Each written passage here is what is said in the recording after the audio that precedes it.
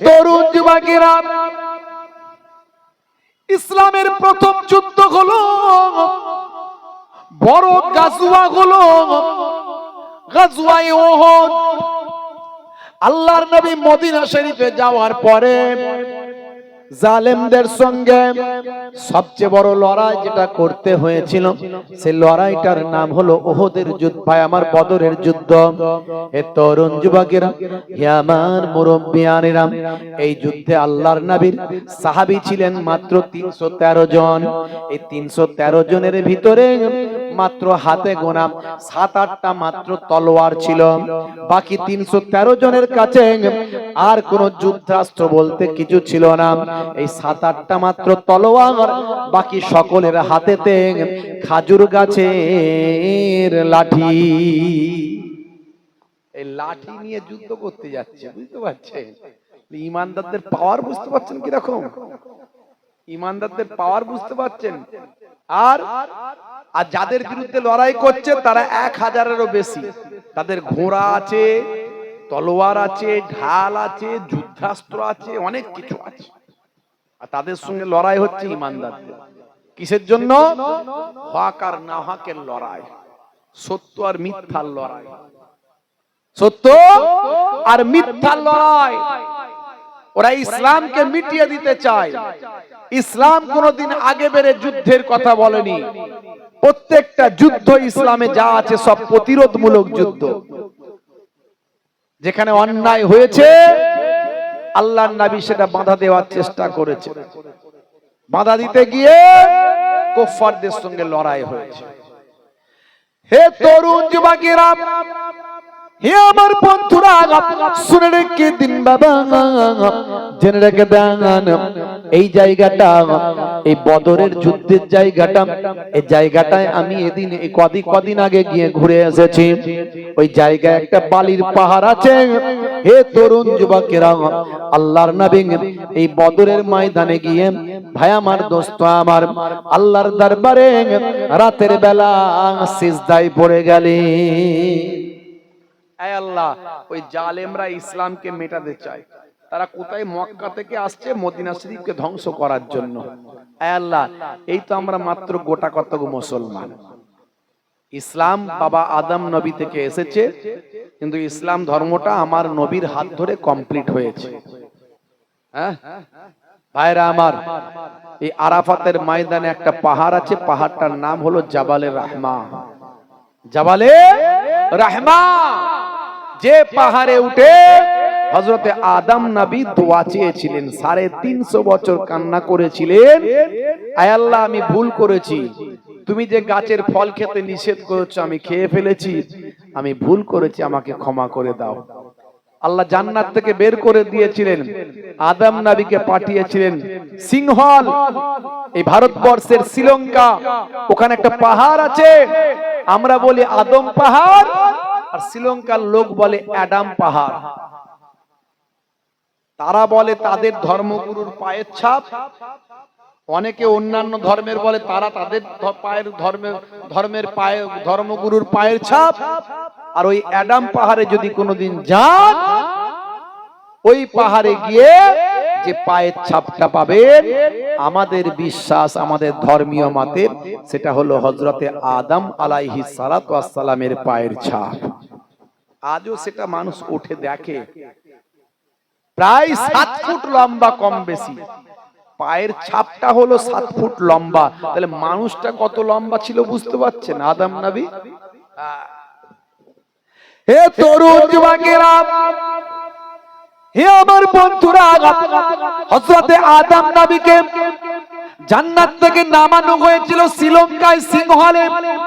এই ভারতবর্ষের জমিনে যারা মুসলমানদের কথা বলে, মুসলমানদের ভারত থেকে তাড়িয়ে দাও। হে তরুণ যুবকেরা, হে আমার মুরব্বিয়ানেরা, শুনে রেখে দিন, মুসলমানরা কোথা থেকে উড়ে এসে জুড়ে বসে না যে মুসলমানদের তাড়িয়ে দেবেন। এই মুসলমানরা এদেশেই জন্ম আর এই দেশেই মৃত্যু হবে। প্রতিদিন এই দেশের মাটিকে 5 বার করে মুসলমানরা চুমু খায়। আর এই দেশের মাটিটা হলো মুসলমানদের বাপের সম্পত্তি।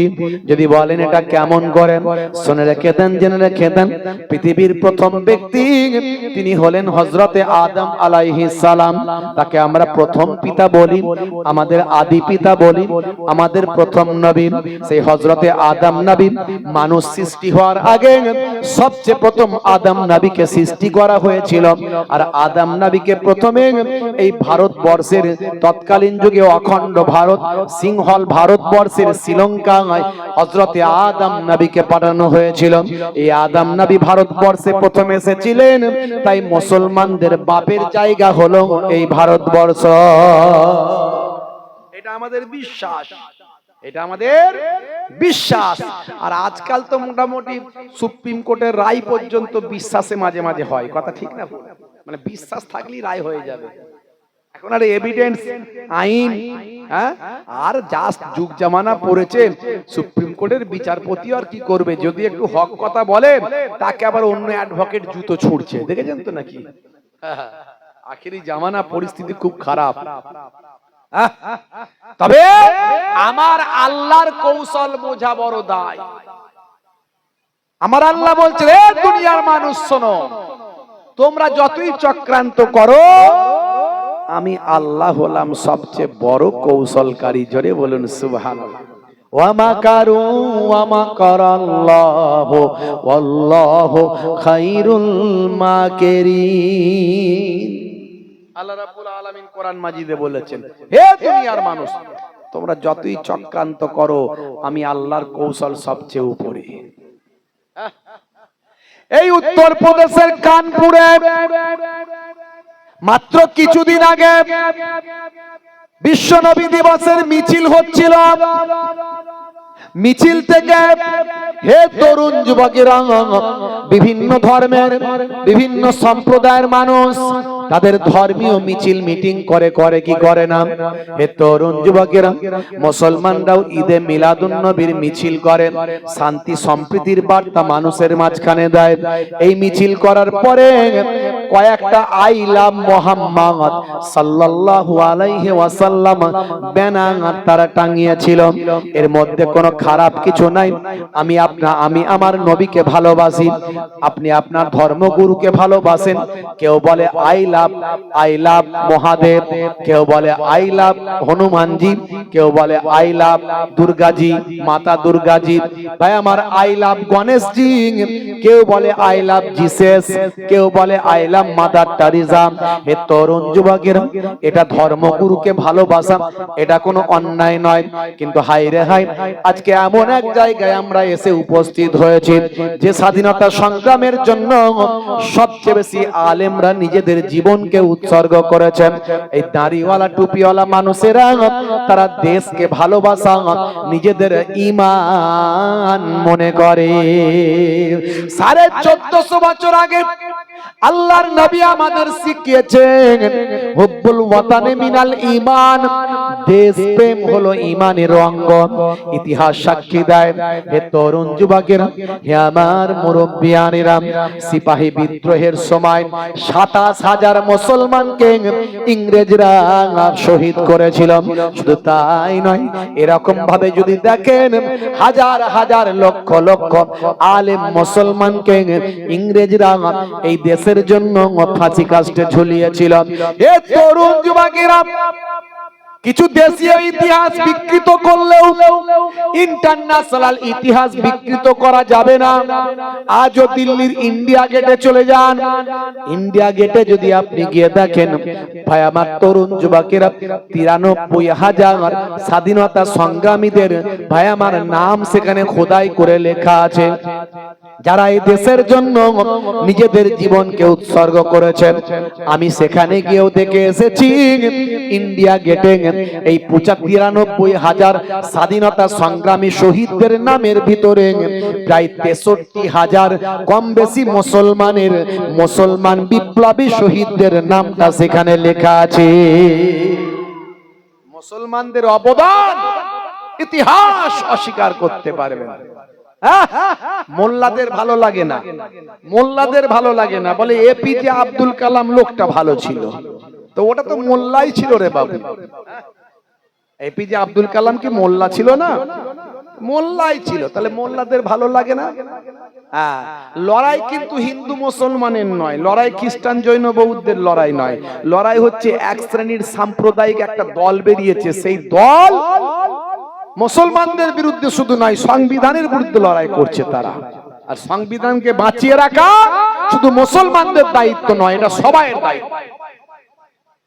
হে তরুণ যুবকেরা, এই উত্তরপ্রদেশের জমিনে যারা আইলা মুহাম্মদ সাল্লাল্লাহু আলাইহি ওয়াসাল্লাম ব্যানার টাঙিয়েছিল, সেই ব্যানারকে পুড়িয়ে ফেলা হয়েছে, সেই ব্যানারকে অপমানিত করা হয়েছে।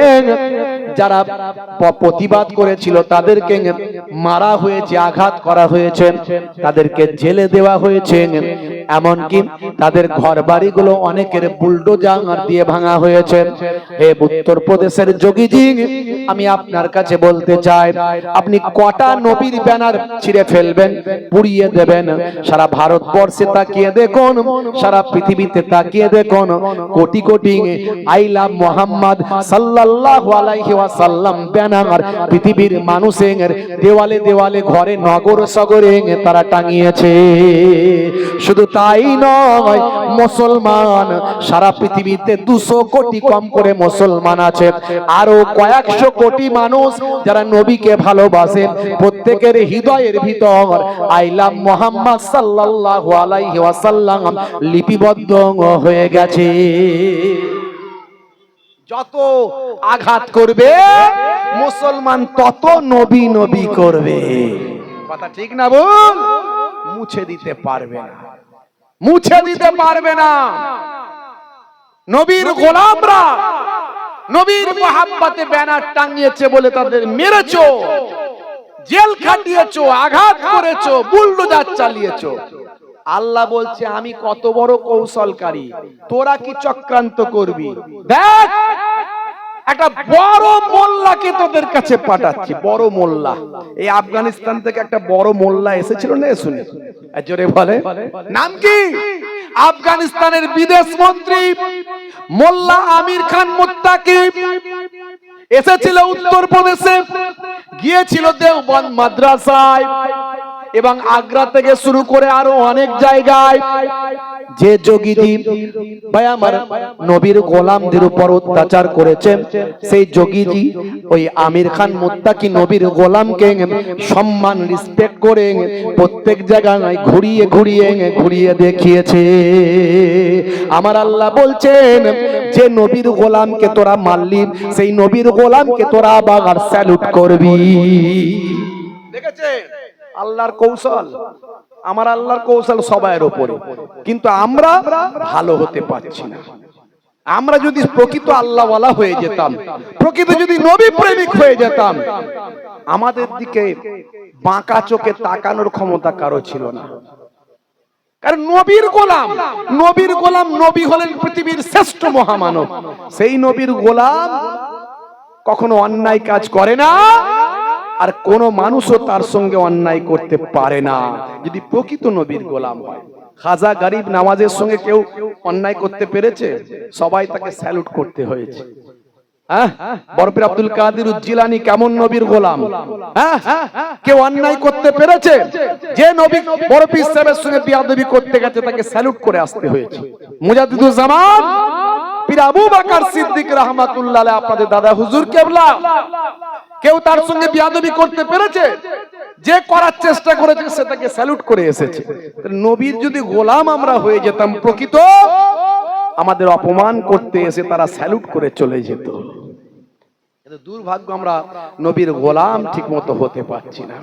হে তরুণ যুবকেরা, আজ থেকে প্রতিজ্ঞা করো, শুধু ব্যানার টাঙালে হবে না, ব্যানারটা নিজের বুকে টাঙাতে হবে, মহাব্বতটা নবীর নিজের বুকেতে ঢোকাতে হবে। নামাজ পড়ো না, শুধু নবী নবী করলে হবে? নবী নামাজকে প্রতিষ্ঠা করার জন্য নিজের জীবন উৎসর্গ করেছে। কত সাহাবায়ে কেরামরা নিজেদের জীবন উৎসর্গ করেছে। নবীর সুন্নাত তোমার মধ্যে নাই, শুধু নবী নবী করলে হবে? না, নবীর সুন্নতকে বাস্তবায়িত করো, নবীর প্রেমকে নিজের অন্তরে বাস্তবায়িত করো। ব্যানার টাঙিয়েছো নিশ্চয় বাহ্যিক নবীর ভালোবাসা দেখিয়েছো, কিন্তু নিজের অন্তরের ভালোবাসাটা কোথায় যাবে? আজ থেকে প্রতিজ্ঞা করতে হবে যে আমি নামাজি হব, নবীর প্রেমিক হব, নবীর সুন্নত মেনে চলবো। আর একটা কথা বলতে চাই, যারা ব্যানার টাঙিয়েছে তারা যদি ব্যানারের দেখভাল না করে, ব্যানার টাঙিয়ে যতটা নেকি সওয়াব কামিয়েছে, ওই ব্যানার আমি অনেক জায়গায় রাস্তাঘাটে দেখছি ব্যানার পুরানো হয়ে গেছে, ব্যানার ছিঁড়ে যাচ্ছে, ব্যানার খুলে যাচ্ছে। ওই ব্যানার যদি রাস্তায় পড়ে থাকে, ওই ব্যানারে যদি লোকে অপমান করে, বেয়াদবি করে, মনে রাখবেন যতটা সওয়াব নেকি হয়েছে তার থেকে 1000 গুণ বেশি গুনাহ হয়ে যাবে, গুনাহে কবিরা হয়ে যাবে। যে ব্যানার গুলো ছিঁড়ে গেছে, পাড়ায় পাড়ায়, নগরে নগরে, শহরে শহরে, গ্রামের দায়িত্বে আছে, জলসা কমিটির দায়িত্বে আছে, বিভিন্ন ক্লাবের দায়িত্বে আছে, প্রত্যেকের দায়িত্ব নিয়ে ব্যানার গুলোকে খুলতে হবে। ওই ব্যানার গুলোকে খুলে ওই ব্যানার গুলোকে শ্রদ্ধার সঙ্গে, সম্মানের সঙ্গে কোন গোরস্থানে গিয়ে দাফন করতে হবে, কিংবা ওই ব্যানারটাকে পুড়িয়ে তার ছাইটাকে নিয়ে কোন গোরস্থানে পবিত্র জায়গায় দাফন করতে হবে। কারণ আমার নবীর নাম সেখানে লেখা আছে। আমার নবীর নামে যদি সামান্য অপমান হয়, বেয়াদবি হয়, আনতাহাবাতা আমালুকুম ওয়া আনতুম লা তাশউরুন, তোমাদের আমলগুলো কোনটা দিয়ে বেরিয়ে চলে যাবে টের পাবে না, বুঝতে পারবে না। কথা ঠিক না ভুল বলেন? জোরে বলেন। হ্যাঁ ভাইরা আমার, তরুণ যুবকেরা আমার, সেই নবীর সম্মানে যেন কোনো আঘাত না আসে, এটা প্রত্যেককে দায়িত্ব নিতে হবে। আই লাভ মুহাম্মদ, দরুদ ও সালাম, জোরে হবে না সুবহানাল্লাহ। আমার লেখা আপনারা জানেন, এটা প্রায় ভাইরালের মতোই। হ্যাঁ, আই লাভ মুহাম্মদ, দরুদ ও সালাম, জোরে হবে না সুবহানাল্লাহ। নবী পাকের নাম শুনলে কি বলতে হবে?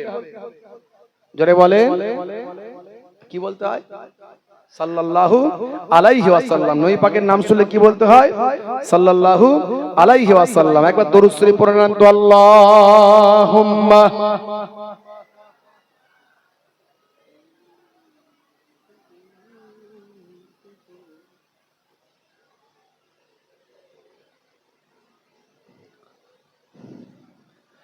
আইলা মুহাম্মদ, দরুদ ও সালাম, আইলা মুহাম্মদ, দরুদ ও সালাম, তুমি যে মনিব আমার, আমি যে গোলাম, জোরে হবে না? আচ্ছা, আল্লাহ হলেন আমাদের স্রষ্টা একদিকে মনিব, আর নবী, নবীর দরবারে আমরা কি করছি? আমরা গোলাম, কাজ করছি, নবীর নির্দেশ পালন করছি। সেদিক থেকে নবী আমাদের মনিব, আমরা নবীর চাকর। কথা ঠিক না ভুল? নবীর গোলাম। অনেকে মনে করছে শুধু আল্লাহই মনিব। আল্লাহর মনিব ব্যাখ্যা আলাদা, নবীর মনিব ব্যাখ্যা আলাদা। যেমন পুকুরের পানি, নদীর পানি, আপনার জমজমের পানি, আবার হাউজে কাউসারের পানি, পানি তো বলবো, কিন্তু সব পানি কি এক? নবীর গোলাম যেটা, আপনি যেমন কোন দোকানে চাকরি করেন, আপনি বলেন উনি আমার মনিব, উনি আমার মালিক, তার মানে কি ওই মালিক আর আল্লাহ মালিক এক হলো? আসলে অনেকে বুঝতে পারে না বিষয়গুলো। আরে আমরা নবীর আন্ডারে চাকরি করছি, নবী যা আমাদের কাজ দিয়েছেন সেই কাজগুলো আমরা পালন করছি। কথা ঠিক না ভুল? নবী বলেছেন এটা করো, ওটা করো, সেটা করো, এই নবীর গোলামতি করছি। এই জন্য এখানে লিখেছি, একটু ভাঙাচোরা কবি তো, আর কবির ভাবনায় আসে এগুলো কথাগুলো, অত ওইভাবে ডিফিকাল্ট নিয়ে কথা বলি না, বুঝতে পারছেন? হ্যাঁ, এই যে আগের যেটা কবি একটা লিখেছিলেন, জান্নাত চাই না, জাহান্নামও চাই না। আরে জাহান্নাম চাই না বললে ঈমান থাকবে? জান্নাত চাই না বললে ঈমান থাকবে? আর এটা কবিদের কবিতা। নবীকে যদি পেয়ে যায় আবার কিসের জান্নাত, কিসের জাহান্নাম? কথা ঠিক না বল? হ্যাঁ হ্যাঁ, তুমি যে মনিব আমার, আমি যে গোলাম, জোরে হবে না? জোরে হবে না? আইলা মুহাম্মদ, দরুদ ও সালাম, আইলা মুহাম্মদ, দরুদ ও সালাম, তুমি যে মনিব আমার, আমি যে গোলাম, তুমি যে মনিব আমার, আমি যে গোলাম। তোমারই ব্যানার দেখো ছিঁড়ে ফেলেছে। কত আশিকের দেখো জুলুম করেছে, তোমারই ব্যানার দেখো ছিঁড়ে ফেলেছে। কত আশিকের দেখো জুলুম করেছে, না জেনে না বুঝে অন্যায় করেছে, না জেনে না বুঝে অন্যায় করেছে। তোমার আশিকদের ইশক জেগেছে। জোরে হবে না? আইলা মোহাম্মদ দরুদ সালাম, আইলা মোহাম্মদ দরুদ সালাম। তুমি যে মনিব আমার, আমি যে গোলাম। তুমি যে মনিব আমার, আমি যে গোলাম। ও গো নবী দয়াময় ক্ষমা করো, ওরা তোমায় চেনে না, রহম করো। ও গো নবী দয়াময় ক্ষমা করো, ওরা তোমায় চেনে না, রহম করো। তুমি কত দয়াবান, তুমি কত মেহেরবান, তুমি কত দয়াবান, তুমি কত মেহেরবান। মাইকেল জ্যাকসনও চিনেছিল। আইলা মোহাম্মদ দরুদ সালাম, আইলা মোহাম্মদ দরুদ সালাম। তুমি যে মনিব আমার, আমি যে গোলাম। তুমি যে মনিব আমার, আমি যে গোলাম। এক ছিল নারী কাঁটা দিত, নবীজির হাঁটার পথে একজন মহিলা কাঁটা বিছিয়ে দিত নবীকে কষ্ট দেওয়ার জন্য, দেখেছেন? আর আমার নবীর আহা। এক ছিল নারী কাঁটা দিত, ও গো নবী তোমার কষ্ট হতো। এক ছিল নারী কাঁটা দিত, ও গো নবী তোমার কষ্ট হতো। একদিন বিমারে ওই নারী পড়িলেন, একদিন বিমারে ওই নারী পড়িলেন। তুমি তাকে দেখিতে গেলে ওগো, হাই হাই নবী মুগ্ধ সবাই, হাই হাই নবী মুগ্ধ সবাই। ওই নারী মানের সাদটা যে পায়। জোরে হবে না? কি নবী আখলাক দেখিয়েছে। ওই নারী অসুস্থ বিছানায় পড়ে আছে, নবী আমার দেখতে গেছে, অবাক ওই নারী, আহা ইমানদার হয়েছে। আইলা মোহাম্মদ দরুদ সালাম, আইলা মোহাম্মদ দরুদ সালাম। তুমি যে মনিব আমার, আমি যে গোলাম। তুমি যে মনিব আমার, আমি যে গোলাম। ও গো নবী আমারে কবুল করো, স্বপ্নেতে কখনো দেখা দিও। ও গো নবী আমারে কবুল করো, স্বপ্নেতে কখনো দেখা দিও। কবরের ঘরে একবার এসো, কবরের ঘরে একবার এসো। কায়ামতে হুসাইনের চিনে নিও। আইলা মোহাম্মদ দরুদ সালাম, আইলা মোহাম্মদ দরুদ সালাম। তুমি যে মনিব আমার, আমি যে গোলাম। তুমি যে মনিব আমার, আমি যে গোলাম। আল্লাহুম্মা সাল্লি আলা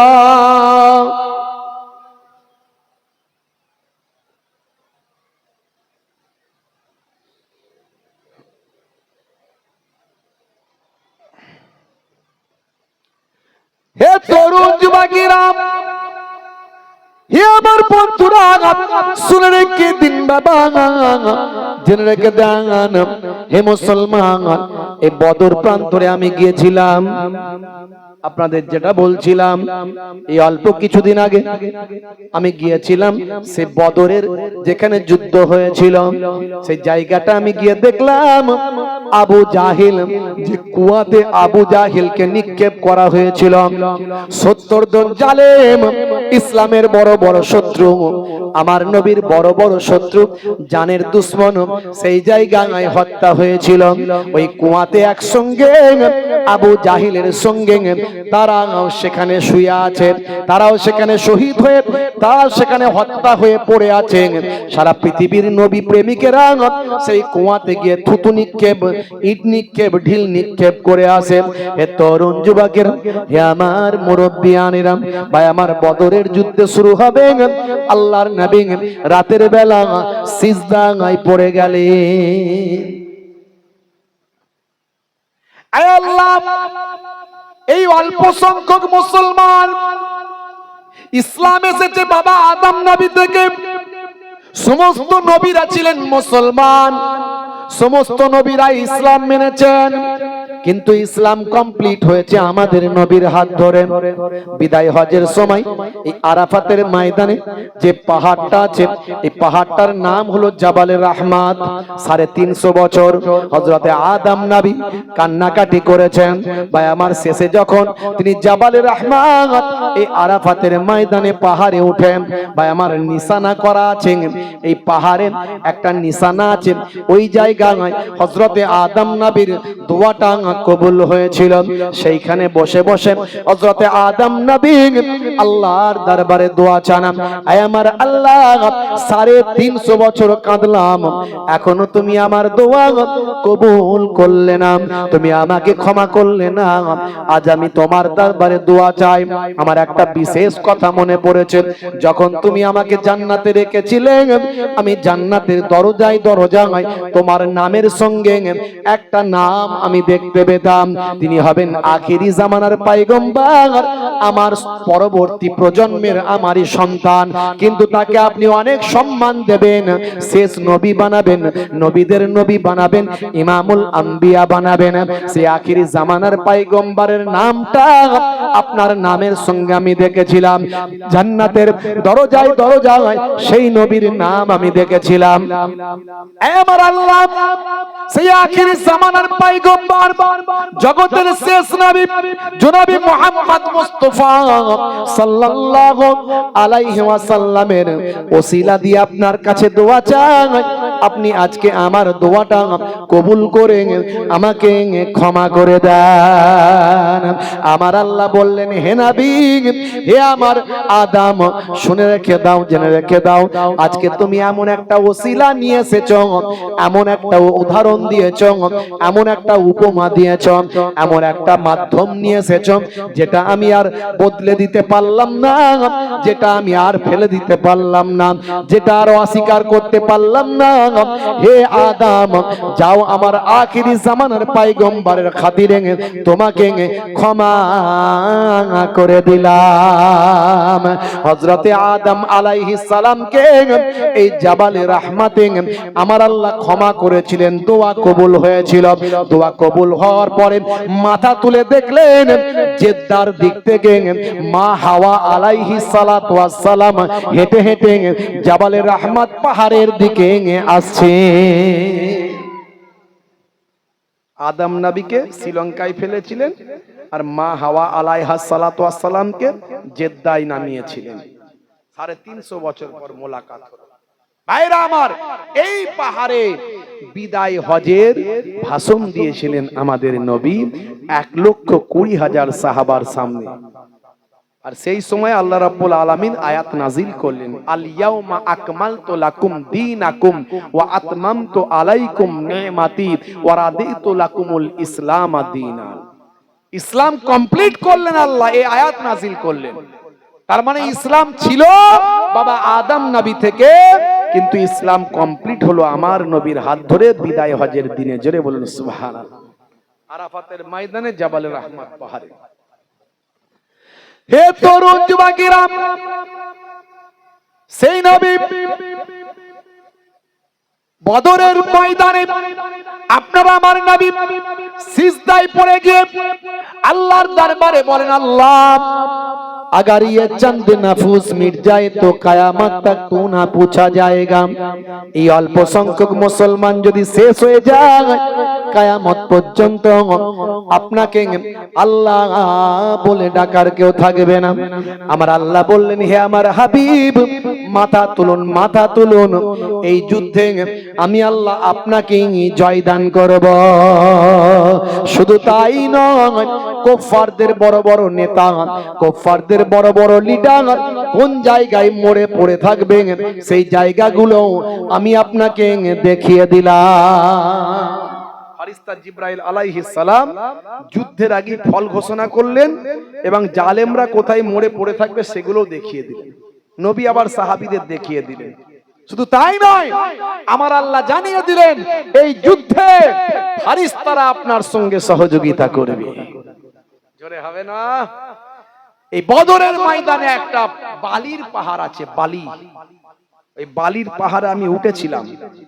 জি হ্যাঁ, মানুষকে দেখিয়েছিলাম এটাই হলো সেই বালির পাহাড়। সারা আরবে অনেক জায়গায় গেছি, বালির পাহাড় কোথাও পাইনি। ওই একটা জায়গায় পেয়েছি বালির পাহাড়, সেটা হলো বদরের ময়দানে। ভাইরা আমার, কিতাবের মধ্যে এসেছে ওই বালির পাহাড়ে 1000 আল্লাহ ফারিস্তা নামিয়েছিলেন বদরের যুদ্ধের জন্য। বুঝতে পারছেন? তাহলে আমার নবীকে আল্লাহ গায়েবী মাদাত করছেন ফারিস্তা দিয়ে, আর নবীর উম্মতরা বিপদে থাকবে এটা কোনোদিন হয়? কিন্তু আমরা আল্লাহ ভুলে গেছি, নবী ভুলে গেছি, তাই বিপদে পড়েছি। না হলে বিপদে পড়তাম না। একটু আমার দিকে, হে তরুণ যুবকেরা, হে আমার মুরব্বিয়ানেরা, 70 জন বড় বড় কুরাইশদের সরদার নেতা, তারা এই বদরের ময়দানে হত্যা হয়ে গেল, মারা গেল। কুরাইশদের বড় রাগ হলো, ক্ষোভ হলো। বাবা, হে তরুণ যুবকেরা, হে আমার মুরব্বিয়ানেরা, শুনে রেখে দিন বাবা, জেনে রেখে দেন, আল্লাহর নবীর একজন চাচা যান ছিলেন, ভাই আমার, বীর যোদ্ধা, বীর সৈনিক, তার নাম হলো হযরতে হামজা রাদিয়াল্লাহু তাআলা আনহু। এই হামজা রাদিয়াল্লাহু তাআলা আনহু তিনি এমন একজন যোদ্ধা, প্রবীণ বয়স অনেক বটে, কিন্তু সিংহ সম ক্ষমতা আল্লাহ তাকে দিয়েছিলেন। হে তরুণ যুবকেরা, হে আমার মুরব্বিয়ানেরা, শুনে রেখে দিন বাবা, জেনে রেখে দেন, হিন্দার একজন গোলাম ছিল, ভাই আমার, হাবশি দেশের, আবিসিনিয়া হাবশি দেশের গোলাম, তার নাম হলো ওয়াহাসি। হিন্দার একজন গোলাম ছিল। হ্যাঁ, আবু সুফিয়ানের স্ত্রী হিন্দা, তার একজন গোলাম ছিল। হে তরুণ যুবকেরা, হিন্দা বলল, বদরের যুদ্ধে মানে প্রথম যুদ্ধে আমার বাপ, চাচা, দাদা, ভাই, এ বড় বড় নেতারা সব ওই যুদ্ধে মারা গেছে। সে এতটাই ক্ষিপ্ত হলো, রাগান্বিত হলো, সে তার ওই শক্তিশালী হাবশি গোলামকে বলল, হে আমার গোলাম, তুমি তো মুক্তি পেতে চাও। তৎকালীন যুগে এখন যেমন বাজারে গরু ছাগল বিক্রি হয়, তখনকার যুগে মানুষ বিক্রি হতো, আর এই হাবশি গোলামরা অনেক শক্তিশালী হতো। হে তরুণ যুবকেরা, হে আমার মুরব্বিয়ানেরা, শুনে রেখে দিন বাবা, জেনে রেখে দেন মুসলমান, এমন সময় দেখতে পাওয়া যায় এই হিন্দা ওই গোলামকে বলেছিল, ভাই আমার, ওয়াহাসি গোলাম যে অন্যের আন্ডারে ছিল, তাকে বলেছিল, তুমি তো অনেক শক্তিশালী, তুমি মুক্তি পেতে চাও, আমি তার কাছ থেকে তোমাকে মুক্তি করে দেব। যদি আজকে তুমি এই যে যুদ্ধ শুরু হবে, এই ওহদের যুদ্ধে যদি 3 জনের মধ্যে যে কোনো একজনকে যদি তুমি শহীদ করতে পারো, তাহলে তোমাকে মুক্তি দান করা হবে। শুধু তাই নয়, শুনে রেখে দাও, আমি হিন্দা, আমার শরীরে যত অলংকার আছে সেই অলংকার তোমাকে দিয়ে দেওয়া হবে।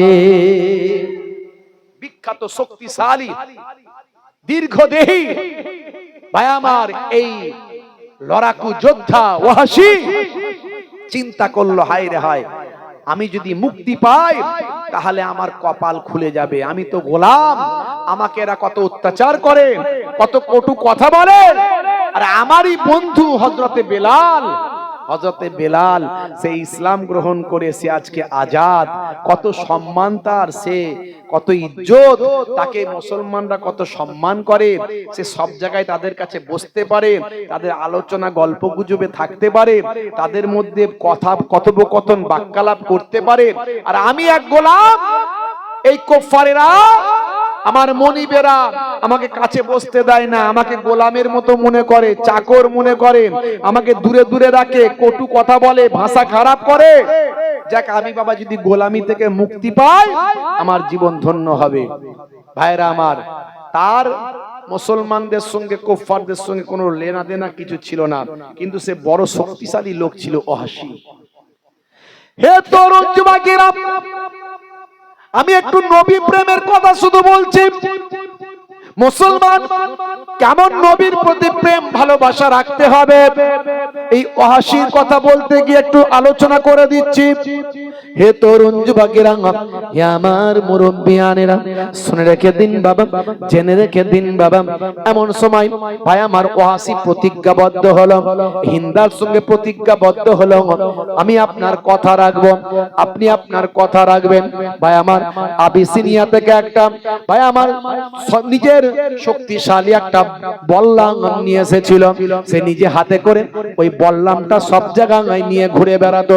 হে তরুণ যুবকেরা, উহুদের যুদ্ধে গেল, একটাই টার্গেট, তাকে হিন্দা বলেছিল, হয় মুহাম্মদ আরবি সাল্লাল্লাহু আলাইহি ওয়াসাল্লামকে তুমি হত্যা করবে, যদি তাকে যদি না পারো শেরে খোদা আলী মুর্তজা কারামাল্লাহু ওয়াজহুকে হত্যা করবে, আর তাকে যদি না পারো 3 নাম্বার তোমাকে টার্গেট দিলাম নবীর চাচা হযরতে হামজাকে তুমি হত্যা করবে।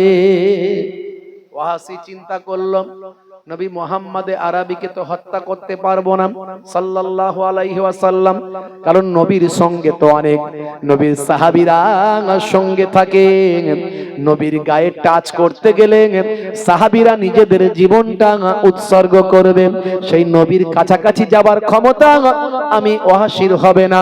এ তরুণ যুবকেরা 2 নাম্বার চিন্তা করলো, হযরতে আলীকে মারতে পারবো কিনা।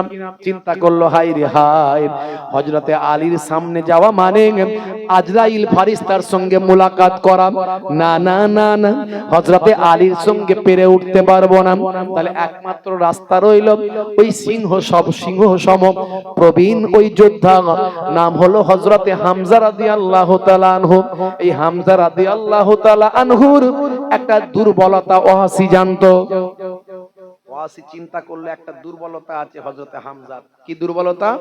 না, হযরতে হামজা এমনি প্রবীণ মানুষ, কিন্তু অনেক শক্তিশালী, সিংহ সমতার ক্ষমতা, কিন্তু যখন যুদ্ধ করেন তখন সামনে তাকিয়ে যুদ্ধ করেন, আশপাশে কি হচ্ছে অত লক্ষ্য রাখেন না। এটা হলো হযরতে হামজা রাদিয়াল্লাহু তাআলা আনহুর একটা দুর্বলতা, ওয়াহশী জানতো।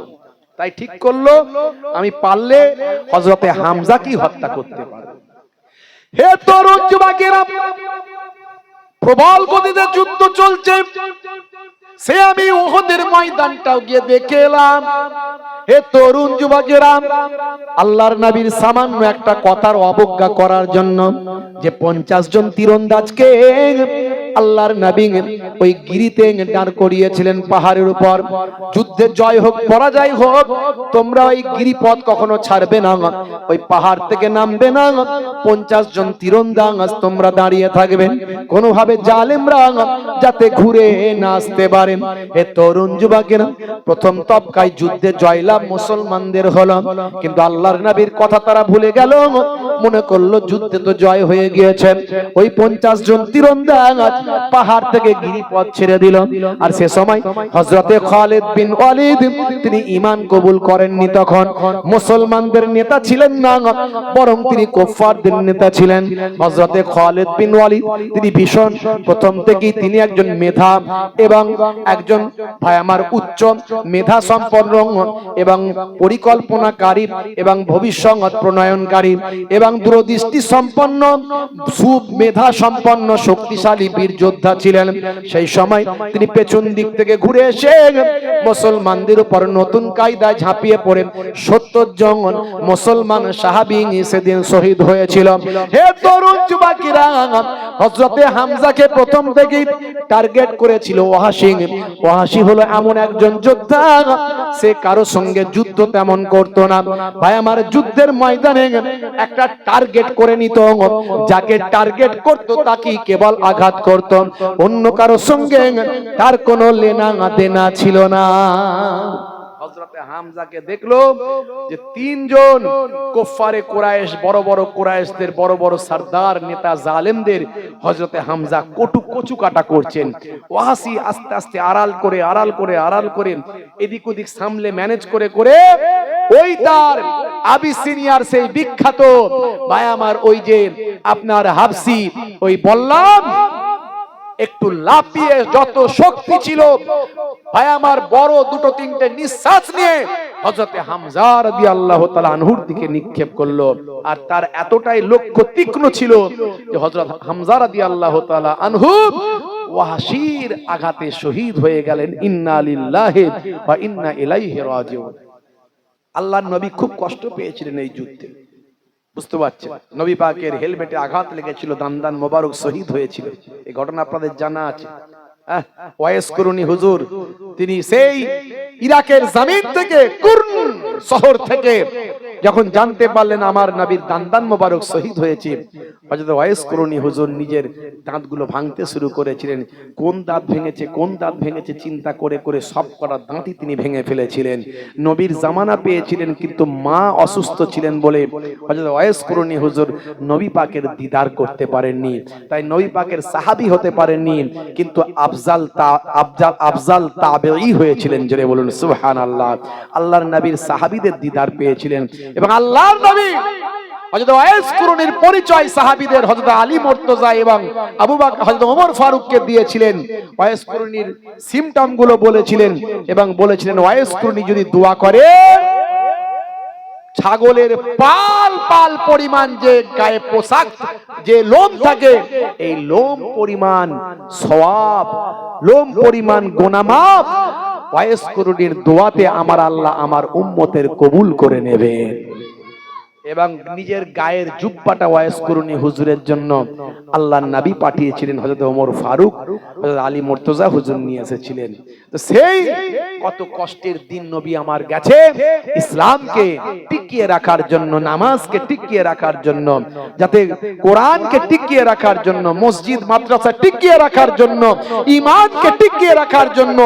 কিন্তু বড় দুঃখ লাগে আজকে মুসলমান, আজকে আমরা ঈমানের বিষয়ে চিন্তা করি না। আমরা কাটা খাই না গোটা খাই, ও নিয়ে ভাবার দরকার আমাদের নাই। দেখবেন মন জানিস, মিয়ামোর, যে সমস্ত বাজারে বাজারে দোকানগুলো হয়েছে, মিষ্টির স্পেশাল সুন্দর সুন্দর মিষ্টির দোকান, ওখানে আবার চিকেনের সবকিছু পাওয়া যায়। আবার একটা মুফতি সাহেবের একটা বোর্ড টাঙানো থাকে, হালাল হালাল চিকেন। কে ফতোয়া দিচ্ছে, একটা মুফতি সাহেবের নাম লেখা থাকে। ও মুফতি কোথাকারের মুফতি কে জানে, কোথায় বাড়ি, সেও অরিজিনাল ঠিক জানে কি জানে না কোনো ঠিক নাই। ওই মন জানিস, মিয়ামোর, ওই যে সমস্ত দোকানগুলোতে টাঙানো থাকে হালাল বলে। আর মুসলমানের ছেলে, দাড়িওয়ালা, টুপিওয়ালা, নামাজি, হাজি সাহেব, গাজী সাহেব, সুফি সাহেব, মাওলানা সাহেব, মুফতি সাহেব, ও যাচ্ছে ফটাফট বলছে ওটা হালাল, অসুবিধা নাই। চিকেনের বিভিন্ন রকম মেটেরিয়াল গুলো, খাবারগুলো কিনছে আর খাচ্ছে। ও জানে না যে অরিজিনাল কতটা সত্যি হালাল। তো কে হালালটা করেছে, কেমন করে করেছে, হ্যাঁ, একবারও চিন্তা করলো না। আমি উমরা হজ করে ফিরে আসছি ভাই, বুঝতে পারছেন? আরো সাধারণ মানুষ তো হজে যাচ্ছে, অনেক উমরা হজ করতে যাচ্ছে, আল্লাহ কবুল করে নিয়েছে, নবীর ডাক এসেছে, আল্লাহর ডাক এসে চলে গেছে। তার সেই ঈমানের আমলে কতটা সম্পূর্ণ হয়েছে এখন সাধারণ মানুষ বোঝা মুশকিল। ভাই আমার, প্লেনে খাবার দিচ্ছে, আমরা ভেজ খাবার খাচ্ছি, আর পাশের হাজি সাহেব চিকেন খাচ্ছে। বারণ করলে বলছে হুজুর সব হালাল, অসুবিধা নাই। আর তাকে তার বারবার বারণ করা যায় না যে কতটা হালাল, ও কোথা থেকে আসছে হালাল হয়ে, তুমি জানো? তুমি কি দেখেছো? স্যাঙ্গুইন তুমি? তোমার তাকওয়াটা কোথায় যাবে? এখন ওসব কথা কে কাকে বোঝায়। দেখবেন এই যে বাজারে বাজারে সব চিকেনের দোকান, দেখবেন চিকেনের দোকান পেচ্ছাপ করে পানি নাই নে, কিন্তু মাথায় ঠিক টুপি রেখেছে মানুষকে বোকা বানানোর জন্য। ও পেচ্ছাপ করে পানি নাই নে, চিকেনের দোকানদার মুরগিওয়ালা, ও পেচ্ছাপ করে পানি নাই নে, দাড়ি নাই কিন্তু মাথায় টুপিটা রেখেছে, কারণ মুসলমানরা এসে বলে ওই মাথায় টুপি আছে মার হালাল কোনো অসুবিধা নাই। আর ও পায়ে করে ধরছে ফাট করে কাটছে, পায়ে করে ধরছে ফাট করে কাটছে। ও বেঁচে থাকতে থাকতে ও খাল সব, এখনো মরে নে, এখনো আর রুহ বেরিয়ে যায় না, তারাই খালপোস করে ফেললো। ও হালাল অসুবিধা নাই। ওই মুসলমানের সুফি সাহেব, দরবেশ সাহেব, হাজি সাহেব, মৌলানা সাহেব, মুফতি সাহেবকে খাপা খাপ কিনচান নিয়ে চলে আসছে। তাকওয়াটা কোথায় যাচ্ছে? হ্যাঁ, এই জন্য তো জাবানের দোয়া কবুল হতে চায় না আমাদের, বুঝতে পারছেন? আমাদের জাবানের দোয়া ওই জন্য কবুল হতে চায় না। হে তরুণ যুবকেরা, হে আমার বন্ধুরা, শুনে রেখে দিন বাবা, জেনে রেখে দেন হে মুসলমান, শুনে রেখে দিন, জেনে রেখে দেন। দেখতে দেখতে 8টা বছর কেটে গেল। আল্লাহর নবী, আল্লাহর রাসূল মক্কা জয় করলেন বাবা বিনা যুদ্ধে। আল্লাহর নবীর সাহাবী অনেক বেড়ে গেল।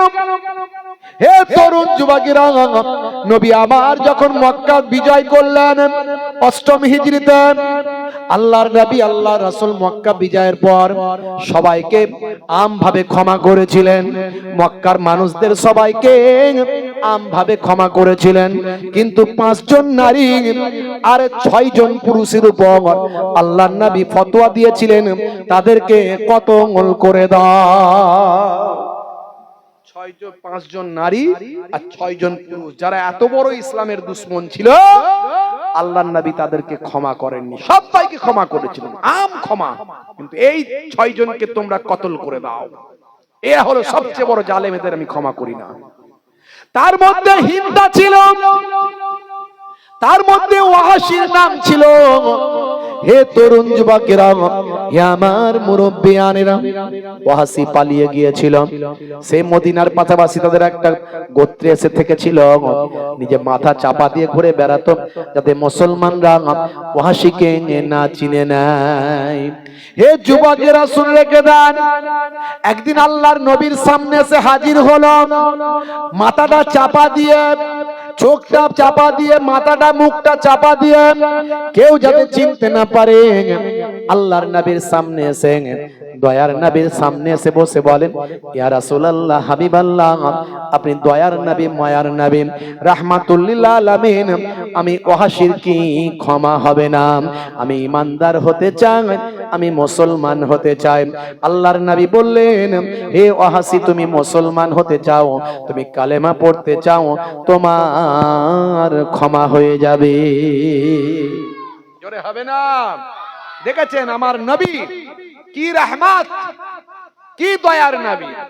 ইন্নাল ইসলামা ইয়াহদিমু মাকানা কাবলাহু ওয়া ইন্নাল হিজরাতা তাহদিমু মাকানা কাবলাহা ওয়া ইন্নাল হজ্জা ইয়াহদিমু মাকানা কাবলাহু।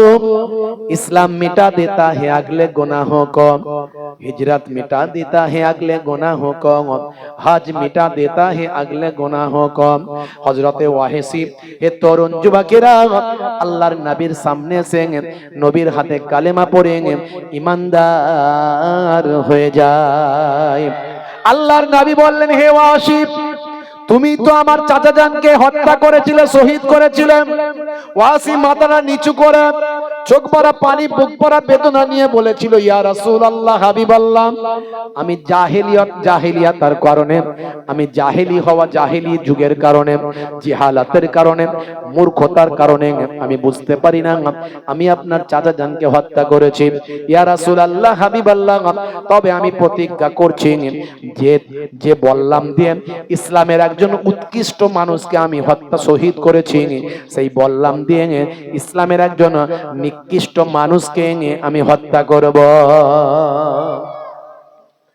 আল্লাহর নবী বললেন, কিভাবে হত্যা করেছ? হে তরুণ যুবকেরা, কিভাবে আমার চাচা জানকে শহীদ করেছো? ওয়াহাশি, তুমি জানো না, ছোট্টবেলায় জন্মের আগে আমি আমার পিতাকে হারিয়েছি, 6 বছর বয়সে আমি আমার আম্মা জানকে হারিয়েছি, যাদের ছত্র ছায়ায় আমি লালিত পালিত হয়েছি। তাদের মধ্যে একজন হলেন আমার প্রিয়তম চাচা যান হযরতে হামজা রাদিয়াল্লাহু তাআলা আনহু, যিনি আমাকে ছায়া দিয়েছেন, যিনি আমাকে সব সময় চোখের মধ্যে রাখতেন, যিনি আমাকে সব সময় জালেমদের ভিতর থেকে আমাকে বাঁচানোর চেষ্টা করছেন, সেই হযরতে হামজাকে তুমি শহীদ করেছো।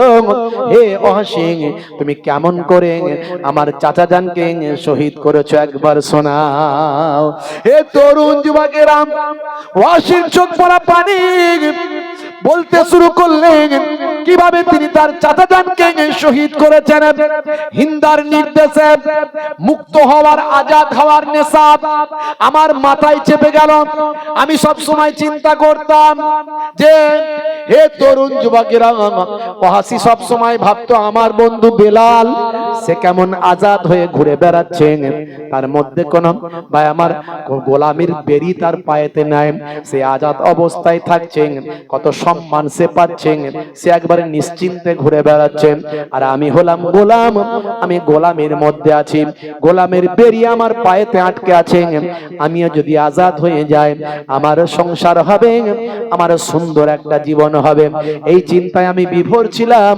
সেই সময় আমি অফার পেলাম, যদি তিনজনের ভিতরে একজনকে হত্যা করি তাহলে আমাকে আজাদ করে দেওয়া হবে।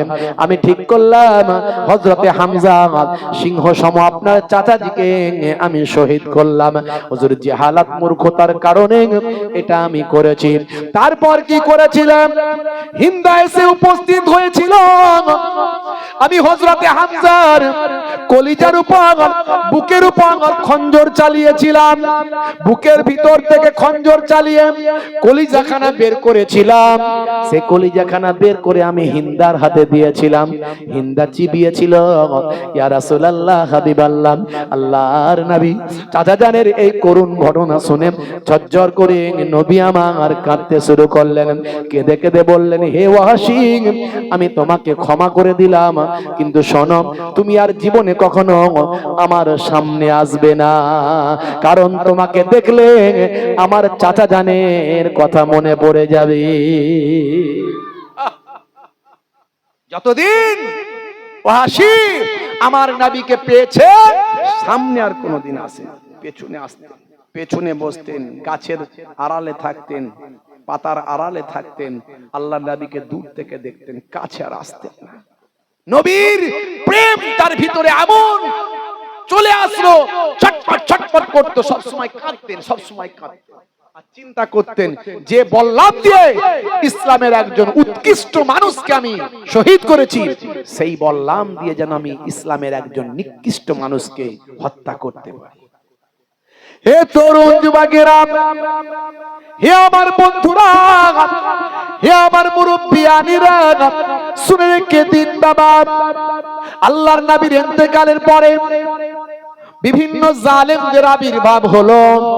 হে তরুণ যুবকেরা, হে আমার মুরব্বিয়ানেরা, আল্লাহর নবীর ইন্তেকালের পরে অনেক জালেমদের আবির্ভাব হয়েছিল। হযরতে আবু বকর সিদ্দিক রাদিয়াল্লাহু তাআলা আনহুর যোগ্য নেতৃত্বে সমস্ত জালেমদের প্রতিহত তিনি করেছিলেন। তার মধ্যে একটা হলো ভণ্ড নবীর আবির্ভাব, মুসাইলামা কাজ্জাব। আল্লাহর নবীর জামানা থেকে তার বহিঃপ্রকাশ হয়েছিল। সে তার ভক্তদের বিভিন্ন ভাবে ট্রেনিং দিয়েছিল, এতটাই কঠোর বানিয়েছিল। হে তরুণ যুবকেরা, তার ভক্তটাও কিন্তু ভীষণ কঠোর ভাবে ভাই আমার মুসাইলামা কাজ্জাবকে তারা নবী বলে মেনে নিয়েছিল। হে তরুণ যুবকেরা, খুবই সংক্ষেপ করে বলি, একসময় আল্লাহর নবীর সাহাবী হযরতে আবু বকর সিদ্দিক রাদিয়াল্লাহু তাআলা আনহু, এই মুসাইলামা কাজ্জাব যার বিশাল বড় একটা সৈন্যবাহিনী ছিল, বিশাল শক্তি সঞ্চয় করেছিল, সেই শক্তিকে ধূলিসাৎ করার জন্য, মুসাইলামা কাজ্জাবকে পদোন্নত করার জন্য, মুসাইলামা কাজ্জাবকে ভাই আমার ভস্মী করে দেওয়ার জন্য, ধ্বংস করার জন্য হযরতে আবু বকর সিদ্দিক ইসলামকে জিন্দা রাখার জন্য, ইসলামের দুশমন ইসলামকে মিটিয়ে দিতে চায়, আমার নবীর বড় শত্রু মুসাইলামা কাযযাবকে প্রতিহত করার জন্য হযরতে খালিদ বিন ওয়ালিদ যে ইসলামের আজকে বড় শক্তি সাইফুল্লাহ আল্লাহর তরবারি উপাধি পেয়েছেন, সেই হযরতে খালিদ বিন ওয়ালিদ জীবনে 150 খানা যুদ্ধ করেছিলেন, জীবনে একটা যুদ্ধেও কখনো তিনি পরাজিত হন না। যে হযরতে খালিদ বিন ওয়ালিদের নেতৃত্বে মুসাইলামা কাযযাবকে প্রতিহত করার জন্য আবু বকর সিদ্দিক হুজুর রাদিয়াল্লাহু তাআলা আনহু পাঠিয়ে দিলেন, যাও মুসাইলামা কাযযাবকে প্রতিহত করো। অনেক শক্তি সঞ্চয় করে ফেলেছে, সে ইসলামকে ধ্বংস করার চক্রান্তে নেমেছে, আমার নবীর নাম ইজ্জতকে মিটিয়ে দিতে চেষ্টা করছে, তাকে প্রতিহত করো। হে তরুণ যুবকেরা, ভয়ঙ্কর যুদ্ধ হলো, মারাত্মক যুদ্ধ। মুসাইলামা কাযযাব তার ভক্তদের এমন ভাবে ট্রেনিং দিয়েছিল, তাদের ঈমানের শক্তি অনেক বেড়ে গিয়েছিল, তারা সত্যি ভাবতো মুসাইলামা কাযযাব একজন নবী এবং এই নবীকে বাঁচানো আমাদের জন্য দায়িত্ব। এইভাবে তাদের মধ্যে একটা ঈমানি শক্তি জাজবা তৈরি হয়েছিল। এই শক্তিটাও কিন্তু কম নয়, মুসলমানদের শক্তির সঙ্গে এই শক্তিরও কিন্তু কম ছিল না। লড়াই প্রবল বেগে চলেছিল, এমন লড়াই হয়েছিল মুসলমানরা হযরতে খালিদ বিন ওয়ালিদের নেতৃত্বে কখনো পিছু হটেনি, কিন্তু মুসাইলামা কাযযাবের সঙ্গে লড়াই করতে গিয়ে লড়াই একবারে ভাই আমার সামনাসামনি লড়াই হয়েছিল। এই লড়াইয়ে উভয় পক্ষে ভাই আমার ভয়ঙ্কর ক্ষয়ক্ষতি হয়েছিল। হযরতে খালিদ বিন ওয়ালিদের নেতৃত্বে মুসলমানদের প্রায় কিছু কম বেশি 1200 সাহাবী শহীদ হয়েছিলেন। তার মধ্যে 300 জন হাফেজ ছিলেন, হাফেজে কোরআন ছিলেন।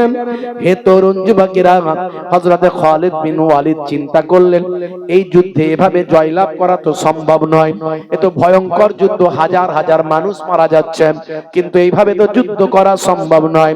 হযরতে খালিদ বিন ওয়ালিদ চিন্তা করলেন, আমাকে একটা মুহূর্ত তৈরি করতে হবে, একটা ভয়ঙ্কর ঝুঁকি আমাকেই নিতে হবে। আমার আল্লাহ যদি বাঁচিয়ে রাখেন বাঁচব, না হলে আমাকে মুসাইলামাকে হত্যা করতে হবে, আমি একা হত্যা করব। খালিদ বিন ওয়ালিদ এমন একজন যোদ্ধা ছিলেন যিনি এই ক্ষমতা নেওয়ার মতো শক্তিশালী, তার শক্তি ছিল তার মধ্যে। মুসাইলামাকে একা হত্যা করবেন এই চিন্তা ভাবনা নেওয়ার মতো এই সাহস, এই শক্তি, এই মনোবল, এই মেধা হযরত খালিদ বিন ওয়ালিদের ছিল। হযরত খালিদ বিন ওয়ালিদ দ্রুতগামী একটা শক্তিশালী ঘোড়া নিয়ে চলতে শুরু করলেন ঝড়ের গতিতে। হে তরুণ যুবকেরা, হাতের ঢাল তলোয়ার নিয়ে যত জালেমদের পক্ষ থেকে তীর আসছে সব রুখে দিচ্ছেন।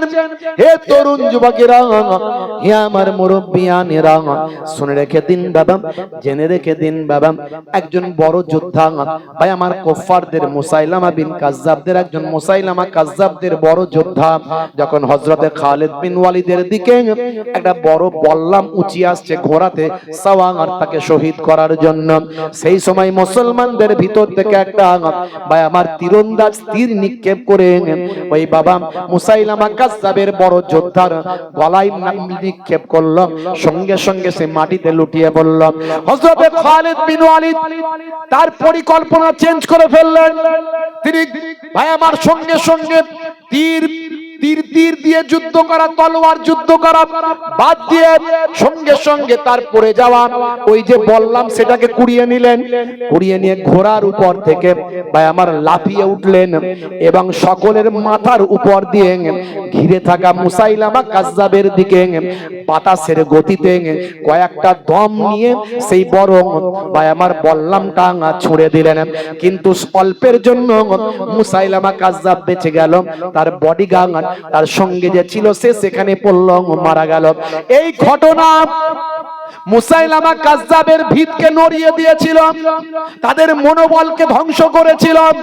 মুসাইলামা কাযযাব সেখান থেকে তার সঙ্গীদের নিয়ে ছুটতে শুরু করলো, তার ভিত, তার মনোবল, তার শক্তি শেষ হয়ে গেল। ভাই আমার ছুটে গিয়ে একটা বাউন্ডারি প্রাচীরের ভিতর তারা ঢুকে পড়ল এবং মৃত্যু ভয় তাদেরকে আঁকড়ে ধরলো। সেই সময় প্রাচীরের ভিতরে ঢুকে তারা প্রাচীরটা দরজা বন্ধ করে দিল। এদিকে ওয়াহশী তার একটাই টার্গেট, একটাই লক্ষ্য, একটাই টার্গেট, যে কুফার, আমি ইসলামের সবচেয়ে বড় মাপের ব্যক্তিকে আমি যে শহীদ করেছি, এখন সেই বললাম দিয়ে মুসলমানদের সবচেয়ে নিকৃষ্ট ব্যক্তিকে আমি হত্যা করতে চাই। তার একটাই টার্গেট, বুঝতে পারছি বন্ধুরা আমার, তরুণ যুবকেরা আমার, ওয়াহশীর মনে সব সময় যন্ত্রণা। যতদিন নবী হায়াতে ছিলেন ততদিন আমাকে মুখ দেখাননি, আমি তার মুখ দেখিনি, আমি ইসলাম বুঝতাম না, আমি নবী চিনতাম না, আমি নবীর চাচা জানকে আমি হত্যা করেছি, সারাটা জীবন ধরে আমি কষ্ট পেয়েছি। আহারে, আজকেই আমার সুযোগ এসেছে মুসলমানদের মধ্যে থেকে দাঁড়িয়ে আর ইমানদারদের সবচেয়ে বড় শত্রু, নবীর সবচেয়ে বড় শত্রু, ইসলামের সবচেয়ে নিকৃষ্ট ব্যক্তি ওই মুসাইলামা কাজ্জাবকে হত্যা করে সেদিনের বদলা নেবার সুযোগ এসেছে। আজকে আমি এই সুযোগ ছাড়বো না। হে তরুণ যুবকেরা, হে আমার মুরব্বিয়ানেরা, ওই ভাই আমার পাঁচিরকে টপকে গিয়ে, পাঁচিরকে ভাই আমার টপকে গিয়ে দরজা খুলে ফেলা হলো। বিভিন্ন কৌশল করে ভাই আমার দরজা ভেঙে সেখান থেকে মুসলমানেরা ঢুকলো। মুসলমান নবীর সাহাবীরা ঢুকে হযরতে ওয়াহশী তাকে টার্গেট করলেন মুসাইলামা কাজ্জাবকে হত্যা করার। শেষে অবশেষে বিভিন্ন সবাইয়ের মাঝখান থেকে, চোখের আড়াল থেকে তার তীক্ষ্ণ মেধা আর তীক্ষ্ণ নজরকে কাজে লাগিয়ে আর ওই ভাই আমার হাবশী সেই ক্ষমতা সম্পন্ন বল্লামকে সামনে নিয়ে সকলের মাঝখান থেকে একটা জাম্পিং করে লাফিয়ে মাথার উপরে অনেকটা ফুট উঠে গেলেন।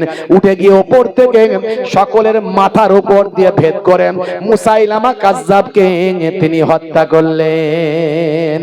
হে তরুণ যুবকেরা, ইসলামের বড় শত্রু যারা নবীর শান ইজ্জতকে নষ্ট করতে চায়, ইসলামের বড় শত্রু ভাইরা আমার, ইসলামকে ধ্বংস করে দিতে চায়, যাদের হাতে মুসলমানদের অনেক রক্ত লেগে আছে, নবীর সাহাবীদের অনেক রক্ত লেগে আছে।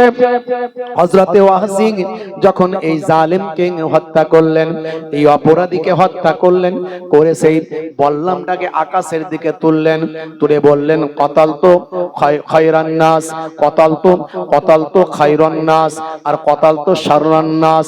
আমি হত্যা করেছি এর আগে একজন ভালো মানুষকে, এর আগে আমি হত্যা করেছি, আজকে আমি সর্বনিকৃষ্ট একজন মানুষকে আমি হত্যা করলাম। হে তরুণ যুবকেরা, সেই ওয়াহশী যতদিন বেঁচে ছিলেন ততদিন তিনি শান্তিতে থাকতে পারেননি, অনেক কষ্ট পেয়েছেন, তার দুঃখ যন্ত্রণা অনেক ছিল।